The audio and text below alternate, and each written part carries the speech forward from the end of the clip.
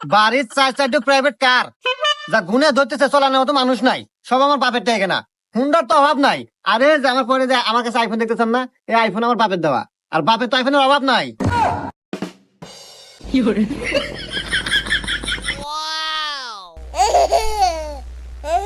তাই আমি কি হরি না হরি এনে ভেবে আপনার লাভ নাই। এরকম বউ আমার বাপ 40টা পারলে পারলো। আমার বাপের কোনো কিছুর অভাব নাই। আর বাপের মানে আমার।